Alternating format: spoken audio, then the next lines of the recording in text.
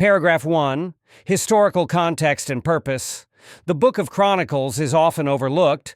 Many readers skip it entirely, thinking it just repeats stories they've already read. But this book is not just a retelling, it's a theological reframing of Israel's history. It was written in a time of disappointment, a time when hopes had not yet come true. After decades in exile, the Jewish people had returned from Babylon. The temple had been rebuilt. Jerusalem's walls were standing again. But something was missing. The promised glory of God's kingdom hadn't arrived. The Messiah was nowhere to be seen. Foreign powers still ruled. The people were back home, but home didn't feel like home. It was into this moment that a nameless author stepped forward, not with new prophecies, but with a new perspective on old stories. He told the story of Israel again, but this time with one purpose: to rekindle hope. Paragraph 2. The genealogies and identity of God's people. Chronicles opens not with action or dialogue, but with 9 long chapters of genealogies, names upon names, from Adam to the tribes of Israel. At first glance, it feels tedious, but to the original audience, it was anything but boring. These names were a lifeline. The genealogies reminded a scattered and struggling people of who they were, and more importantly, whose they were. This wasn't just a family tree. It was a declaration that history still mattered, that God had not abandoned his covenant. The past was not forgotten. The author gives special attention to 2 key lineages: the tribe of Judah, from which King David, and ultimately the Messiah, would come, and the tribe of Levi, the priests who served in the temple. These 2 lines, the king and the priest, stand at the heart of God's plan. In these ancient names, the author weaves a powerful message. You are still God's people. Your identity is not lost. Your story is still part of something eternal. Paragraph 3. David's spiritual legacy and the focus on worship. Next, the author turns to the central figure of the book, King David. But this isn't the complicated David from Samuel's accounts, full of failures and scandals. Instead, Chronicles presents David as the ideal worship leader and spiritual father of the nation. David isn't just a political king here, he is the architect of Israel's worship.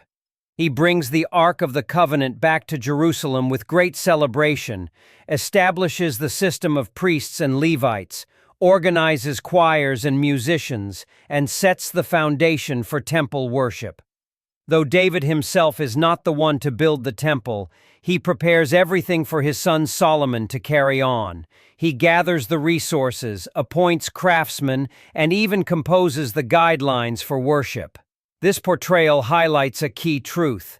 David's legacy is not his throne or his battles, but his heart for God's presence and the worship of Israel.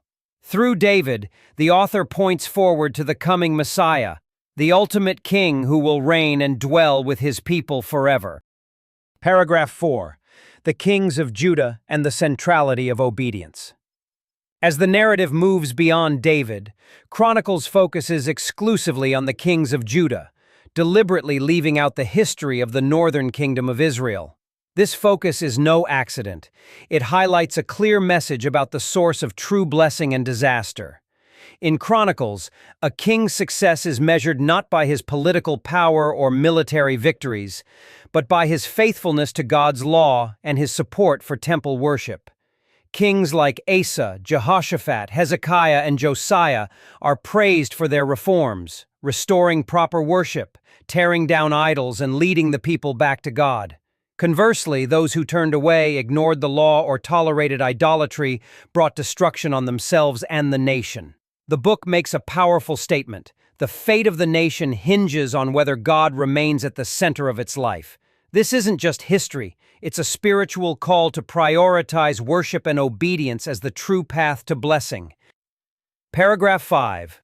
An open-ended conclusion and the hope for the Messiah. The book closes not with a grand finale of kings or wars, but with a surprising focus on a foreign ruler, King Cyrus of Persia.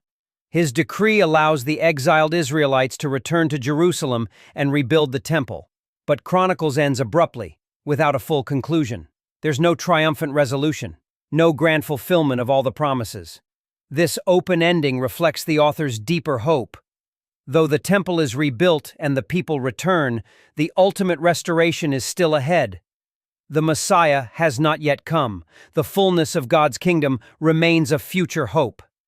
Chronicles invites its readers into this waiting, not with despair, but with faith. It calls them to remain faithful in worship, to hold on to God's promises, and to live in the hope of the coming King who will restore all things. Final summary: the enduring message of Chronicles. The Book of Chronicles is far more than a history book. It is a spiritual roadmap for a people rebuilding their identity. It reminds us that our roots matter, that true leadership is measured by worship and obedience, and that God's promises extend beyond what we see. Though the temple stands rebuilt and the kings have passed, the greatest hope remains: the coming Messiah, the true King who will dwell with his people forever. Chronicles call us to live in that hope today, holding fast to faith, worshiping God wholeheartedly, and preparing our hearts for the fulfillment of his eternal kingdom. Because the greatest temple has yet to be built, and the greatest king has yet to come.